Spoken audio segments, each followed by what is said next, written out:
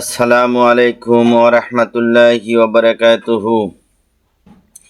আলহামদুলিল্লাহ আলহামদুলিল্লাহি নাহমাদুহু ওয়া নাস্তাঈনুহু ওয়া নাস্তাগফিরুহু ওয়া নু'মিনু বিহি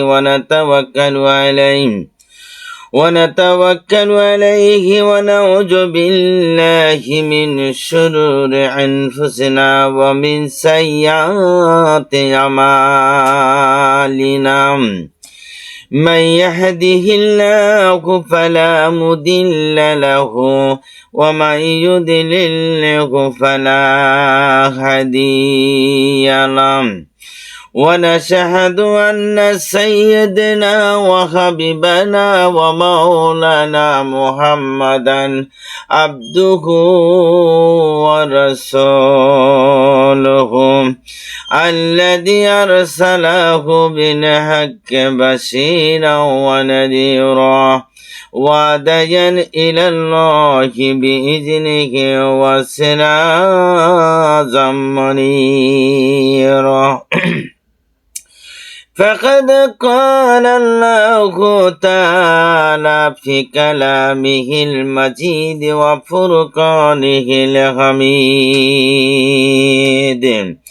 أما بعد فأعوذ بالله من الشيطان الرجيم.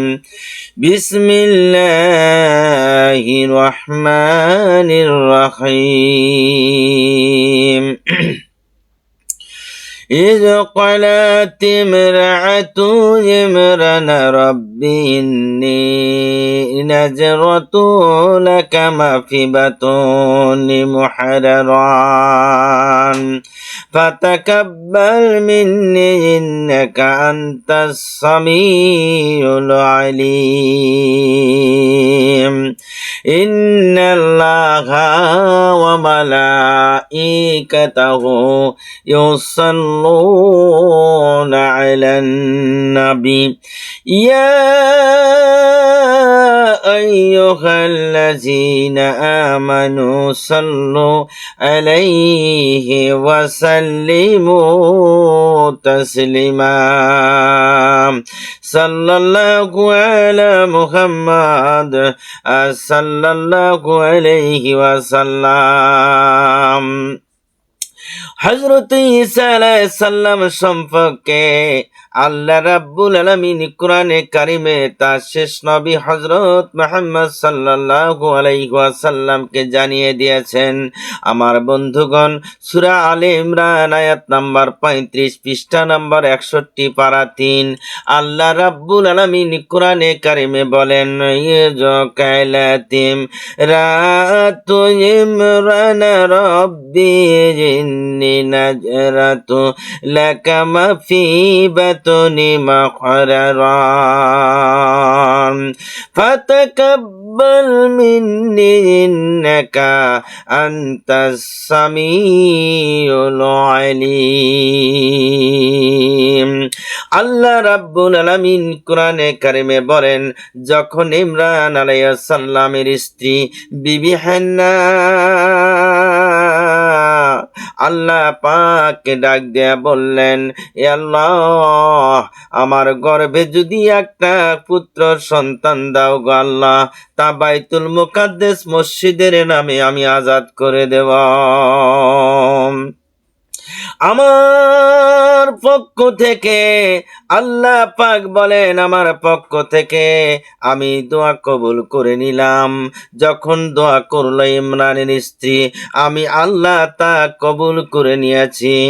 নিশ্চয় আপনি শুনেন এবং জানেন। এভাবে যখন বললেন, এবার ইমরানের স্ত্রী বিবি হান্না একটা মেয়ে সন্তান জন্মগ্রহণ করেছিলেন। নাম রাখলেন মরিয়ম। আমার ভাইয়েরা, নাম রাখলেন মরিয়ম। চেয়েছিলেন ছেলে সন্তান, কিন্তু মেয়ে সন্তান আল্লাহ পাক দিলেন। বুখারী শরীফের হাদিস নম্বর 1204 হযরত পৃষ্ঠা নাম্বার 394 হযরত আবু হুরায়রা রাদিয়াল্লাহু তাআলা থেকে বর্ণিত। তিনি বলেন, রাসূল করিম সাল্লাল্লাহু আলাইহি ওয়াসাল্লাম ইরশাদ করেন, ও আমার সাহাবীরা গো, আমি ও মরিয়মের পুত্র ঈসা এর সবচেয়ে নিকটবর্তী আমি। নবীগণ একে অপরের বইমাত্র ভাই। আমার ও তার ঈসা এর মধ্যে কোনো নবী নাই। মরিয়মের পিতার নাম হলো হযরত ইমরান আলাইহিসসালাম, আর বাইতুল মুকাদ্দাস মসজিদের ইমাম তিনি। মাতার নাম হলো বিবি হান্না। জাকারিয়া নবী ইমরান আলাইহিসসালাম দুইজন ভাইরা। জাকারিয়ার স্ত্রী আর ইমরানের স্ত্রী দুইজন বোন, আপন বোন। জাকারিয়ার স্ত্রী মরিয়মের খালা। ঈসা নবীর ইনজিল কিতাব নাজিল হয়েছিল আমার ভাইরা, আর মুসা নবীর তাওরাত কিতাব নাজিল হয়েছিল। মরিয়ম যখন জন্মগ্রহণ করলেন তখন বিবি হান্না চিন্তিত হয়ে পড়লেন, কেননা তিনি আশা করেছিলেন ছেলে হবে, কিন্তু মেয়ে সন্তান কিভাবে মসজিদে দান করে দিবেন, কিভাবে মেয়ে সন্তান মসজিদে দেওয়া যায়।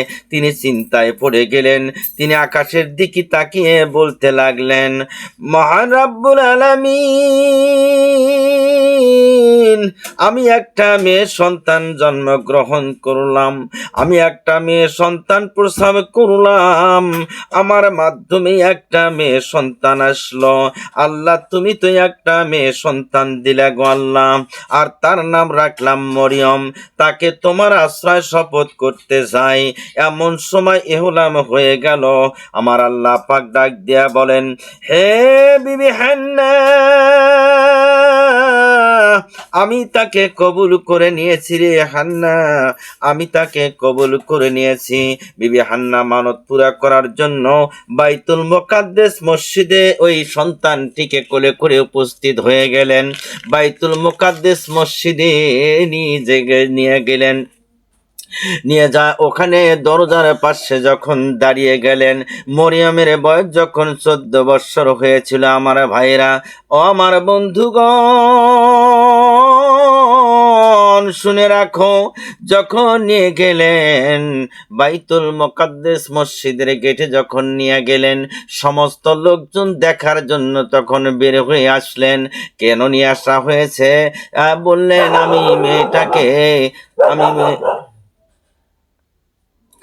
আমি মেয়েটাকে নিয়ে এসেছি বাইতুল মুকাদ্দাস মসজিদে দেওয়ার জন্য, বাইতুল মুকাদ্দাস মসজিদে রেখে দেওয়ার জন্য।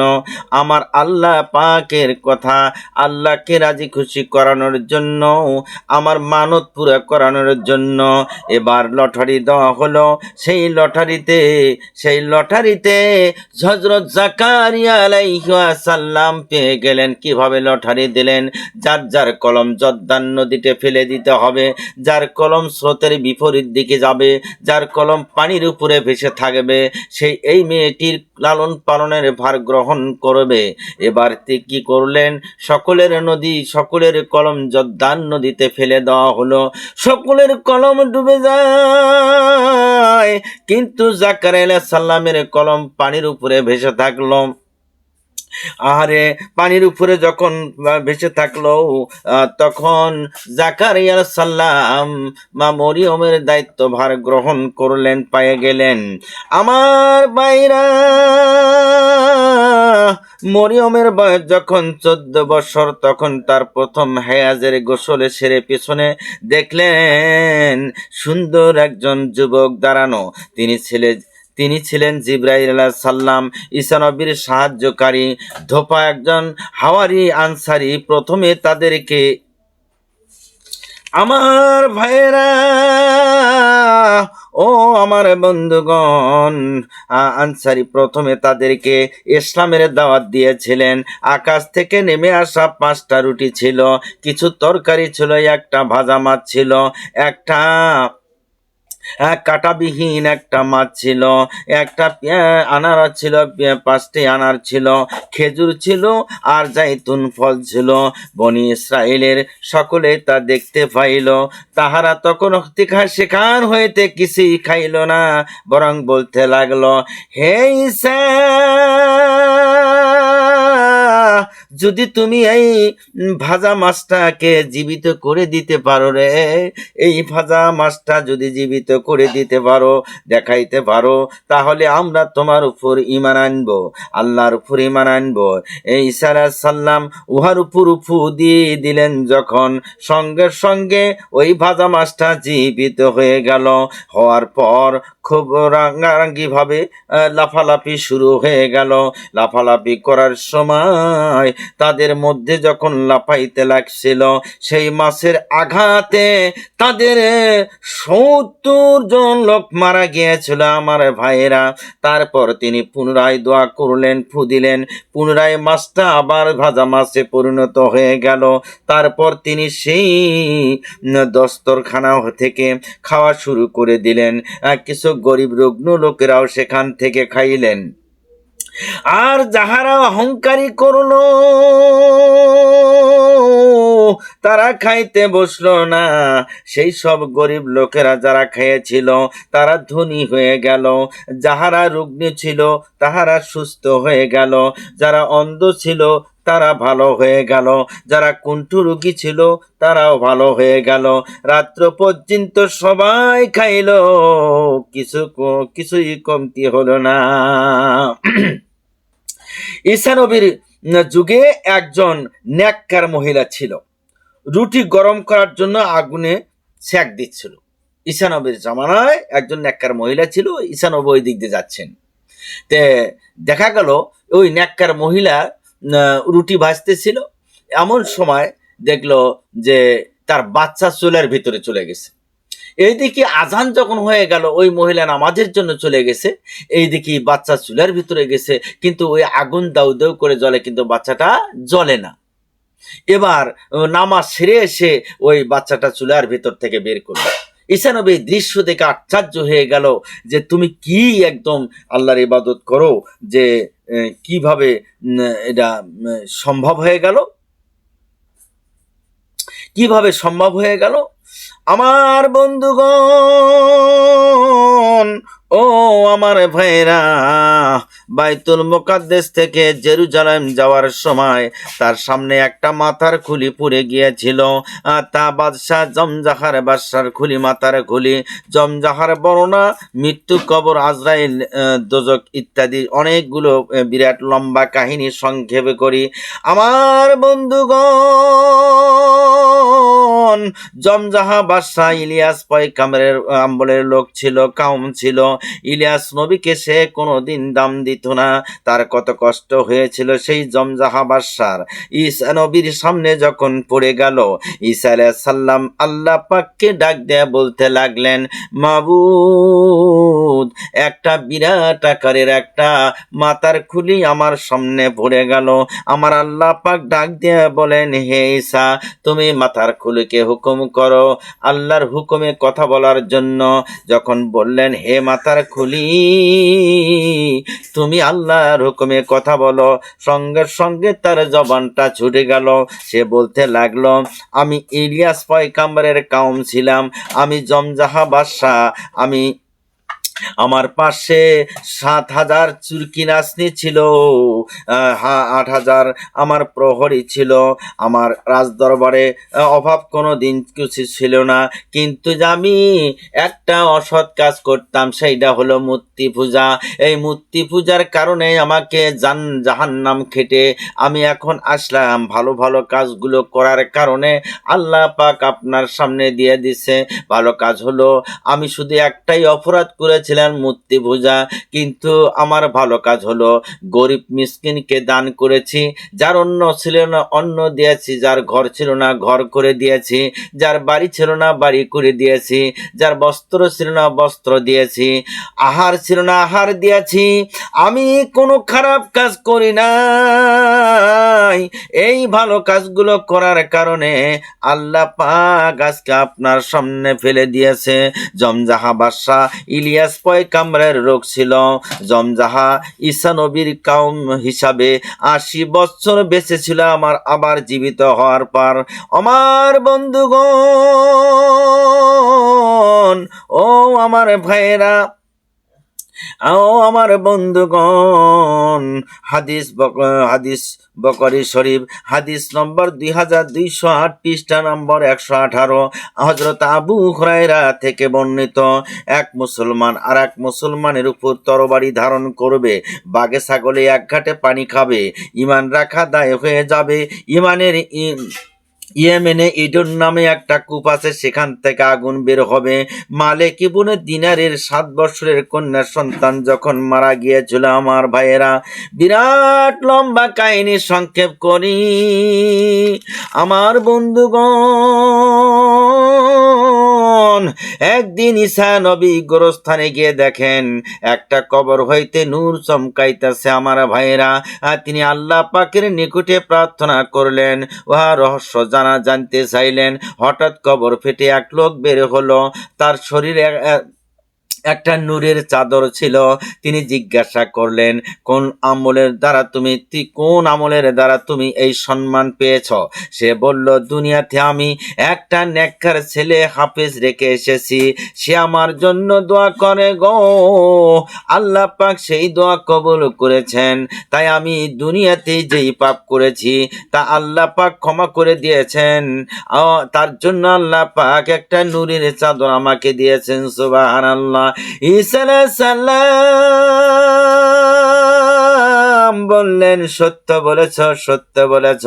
সন্তানের দোয়া মাতা পিতার জন্য কবুল হয়ে যায়। একদিন ঈসা আলাইহিস সালাম শাম দেশের এক ময়দানের ভিতর দিয়ে রওনা করেছেন। রাস্তার মাঝখানে একটা মাথার খুলি যখন দেখতে পেয়েছিলেন, তখন তিনি আল্লাহর নিকট আরজ করে বললেন, হে আল্লাহ, এই মাথার খুলি আমার সামনে কেন দেওয়া হলো? আল্লাহ পাক বলেন, হে ঈসা, তুমি মাথার খুলির সঙ্গে কথা বলো। ঈসা আলাইহিস সালামকে আল্লাহ পাক কেমন মজেজা দিয়েছিলেন। মৃত্যু ব্যক্তিকে জীবিত করে দিতেন, কুষ্ঠ রোগীকে ভালো করে দিতেন। ঈসা আলাইহিস সালাম এত কিছু করছিলেন আমার ভাইয়েরা, আমার বন্ধুগণ। ও আমার ভাইয়েরা, শুনে রাখো, হুজুর সাল্লাল্লাহু আলাইহি ওয়াসাল্লাম বলেন, আমি আর ঈসা, আমাদের মধ্যে আর দ্বিতীয় কোনো নবী নাই। আমি আর ঈসা এর মধ্যে কোনো ফাঁক নাই।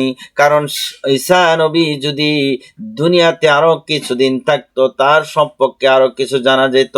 কিন্তু ঈসা দুনিয়া থেকে আল্লাহ রাব্বুল আলামিন উঠে নিয়ে গেছেন। ঈসা নবী যখন দুনিয়া থেকে আকাশের দিকে নিয়ে যাওয়া হয়, ঈসা আলাইহিস সালামকে মারার জন্য যখন ঘেরাও করে ফিরেছিল ইহুদি নাসারারা বলল, ঈসাকে দুনিয়া থেকে বিদায় করে দেওয়া হবে। কিন্তু না, ঈসাকে দুনিয়া থেকে বিদায় করে দিতে পারে নাই। এবার ঈসা একটা ঘরের মধ্যে যখন বসেছিলেন, ওই ঘরটার নাম ছিল আইনসলক ঘর। ঘরটার নাম কি? আইনসলক। ওই আইনসলক ঘরের মধ্যে যখন ঈসা আলাইহিস সালাম বসা ছিলেন, ইহুদিদের বড় নেতার নাম ছিল সুইউ বলল, হাজার হাজার লোকজনদেরকে নিয়ে আসলো ঈসাকে মারার জন্য, ঈসাকে দুনিয়া থেকে বিদায় করে দিবে। ওই সুইউ বড় নেতা মারার জন্য যখন ঘেরাও করে ফেললেন, ওই ঘরটা যখন ঘেরাও করে ফেললেন, ঈসাকে দুনিয়া থেকে বিদায় করে দিবে। এবার সবাই বললেন, আমরা বাহিরে আছি, কোনো দিক দিয়ে পড়ানোর জায়গা নাই। ঈসা তো এই আইনসলক ঘরের ভিতরেই আছে, তাকে ওখান থেকে বিদায় করে দিতে হবে। কিভাবে? দুনিয়া থেকে বিদায় করে দিতে হবে, এক ছুটি গদ্দান দ্বিখণ্ডিত করে ফেলা হবে। এবার যখন ওই ইহুদিদেরই বড় নেতা যখন ঈসাকে মারার জন্য ঘরের মধ্যে প্রবেশ করতেছেন, এমন সময় আমার আল্লাহ পাক ডাক দেয়া বলেন, হে জিবরাইল, যাও রে জিবরাইল, যাও, ঈসাকে আসমানে উঠা নিয়ে আসো, কারণ ঈসাকে মারতে দেওয়া হবে না। ঈসা তো বলেছিল যে, আল্লাহ গো, আমি নবী না হয়ে যদি শেষ নবীর উম্মত হতে পারতাম তবে কতই না ভালো হতো। আমি আল্লাহ ঈসাকে শেষ নবীর উম্মত হিসাবে আমি দুনিয়াতে আবার পাঠিয়ে দেব। আমার ভাইয়েরা, এবার এবার জিবরাইল আলাইহিস সালাম আসলেন, ঈসাকে উপরে উঠে নিয়ে গেলেন। এবার ওই আইনসলক ঘরের ভিতর থেকে যখন ঈসা উপরে চলে গেলেন, এবার ঘরের ভিতরে প্রবেশ করলেন সুয়ু, ইহুদিদের বড় নেতা, হাতে তরবারি। যখন ঘরের ভিতরে প্রবেশ করলেন, দেখেন সেখানে তো ঈসা নবী নাই, ঘর ফাঁকা। তখন ঘরের মধ্যে প্রবেশ করা মাত্রই আমার আল্লাহ পাক ঈসা নবীর শ্রুতির মতো সুইউর শ্রুতি যখন করে দিলেন, তখন ঘরের ভেতর থেকে সুইউ আর বের হয় না। অনেকক্ষণ খোঁজাখুঁজির পর লোকজন ঘরের ভেতরে প্রবেশ করে দেখেন যে এটাই বোধহয় ঈসা, কিন্তু এটা সুইউ আর এটাই ঈসা না কে তখন অনুমান করতে পারতেছে না তারা। যদি আমাদের ঈসা নবী হয়, তাহলে আমাদের নেতা সুইউ কোথায় গেল? আর যদি এইটা সুইউ হয়, আমাদের নেতা হয়, তাহলে ঈসা নবী কোথায় গেল? তারা দ্বন্দ্বের মধ্যে পড়ে গেল আমার ভাইয়েরা। এবার ঈসা মনে করে তাদের নেতা সুইউকে তখন শুলের মধ্যে চড়ালো, তাকে মার শুরু করে দিল। সে বলতে লাগলো, না না, আমি তো ঈসা নই, আমি তো তোমাদের নেতা সুইউ। না, বিশ্বাস করি না, মানি না, মানি না, তুমি হবে ঈসা নবী, তোমাকে শেষ করে দেব, দুনিয়া থেকে বিদায় করে দেব। এদিকে আমার আল্লাহ পাক তো ঈসা নবীকে আকাশে উঠে নিয়ে গেছেন, এবং ঈসা মনে করে তাদের বর্ণতা সুইউকে, ইহুদিদের নেতা, তাকে শেষ করে ফেললেন, দুনিয়া থেকে বিদায় হয়ে গেলেন। দুইটা ভাগে বিভক্ত হয়ে গেল। কেউ চিন্তার মধ্যে পড়ে গেল, তাহলে আমরা কাকে ছুরি চড়ালাম, কাকে আমরা মারলাম? যদি আমাদের নেতা হয়ে থাকে, তাহলে এই ঘরের ভেতর থেকে ঈসা গেল কোথায়? আর যদি ঈসা হয়ে থাকে, তাহলে আমাদের বড় নেতা সুইউ গেল কোথায়? এই দ্বিধা দ্বন্দ্বের মধ্যে যখন পড়ে গেলেন আমার ভাইয়েরা, ও আমার বন্ধুগণ, হাদিস শরীফে এসেছেন ঈসা আলাইহিস সালাম আবার দুনিয়াতে আগমন করবেন আমার ভাইয়েরা। ও আমার বন্ধুগণ, ও আমার ভাইয়েরা, দাজ্জালের সঙ্গে যুদ্ধ হবে, দাজ্জাল আসবে, মানুষের সঙ্গে যুদ্ধ শুরু হয়ে যাবে। ঈসা আলাইহিস সালাম যখন আসবে, রাজত্ব করবেন। ও আমার ভাইয়েরা, ওই সময় কোনো মানুষ গরিব থাকবে না, যাকাত নেওয়ার জন্য কোনো লাভ থাকবে না, ধন ভান্ডার বৃদ্ধি হয়ে যাবে। আমার ভাইয়েরা, দুনিয়াতে ঘন ঘন ভূমিকম্প হবে। ও আমার বন্ধুগণ, দুইটা দলে এমন যুদ্ধ বেজে যাবে, তার সমাধান করার জন্য কেউ থাকবে না। ও আমার ভাইরা, ও আমার বন্ধুগণ, হুজুর সাল্লাল্লাহু আলাইহি ওয়াসাল্লাম হাদিস শরীফে বলেন, শেষ জামানায় একটা দল বের হবে, তারা হবে নবীন, তারা কথা বলবে চমৎকার, কিন্তু তারা মোটেই ইমানদার নয়। আমার ভাইরা, কিয়ামতের আগে কিয়ামতের আগে অনেকগুলো আলামত আসবে দুনিয়াতে, অনেক আলামত দুনিয়াতে আসবে। ওই আলামত গুলো, 1 নম্বরে মসজিদ ভর্তি লোক থাকবে, ইমানদার খুঁজে পাওয়া কঠিন হয়ে যাবে। ইয়ামেনে এটোর নামে একটা কূপ আছে, সেখান থেকে আগুন বের হবে। ও আমার ভাইয়েরা, মানুষ রহরহ মিথ্যা কথা বলবে। হুজুর সাল্লাল্লাহু আলাইহি ওয়াসাল্লাম বলেন, ও আমার সাহাবীরা, তোমাদের যুগ হলো শ্রেষ্ঠ যুগ, অতঃপর তার পরবর্তী যুগ, অতঃপর পরবর্তী যুগ, অতঃপর পরবর্তী যুগ।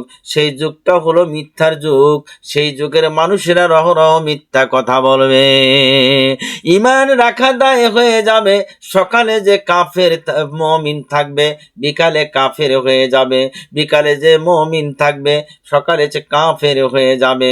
এমন অবস্থা হয়ে যাবে, মানুষের হারজের সংখ্যা বেড়ে যাবে। জিজ্ঞাসা করা হলো, হুজুর হারজ কি?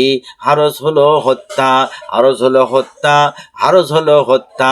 হত্যার সংখ্যা বেড়ে যাবে, পরস্পর কাপড় খুলবে, লজ্জা শরম থাকবে না, মানুষকে ভালো কথা বলা যাবে না। মানুষ এমন চরম অবস্থায় পৌঁছে যাবে। আমার বন্ধুগণ, কিয়ামতের জন্য অপেক্ষা করো। একজন মুসলমান হইয়া আর একজন মুসলমানের উপরে তরবারি ধারণ করবে, একজন মুসলমান হইয়া আর একজন মুসলমানের গেবত গেয়ে বেড়াবে। এমন যুগ এসে যাবে, কিয়ামতের জন্য অপেক্ষা করো, পশ্চিম দিকে সূর্য উদিত হবে। আমার ভাইয়েরা, এমন অবস্থা হয়ে যাবে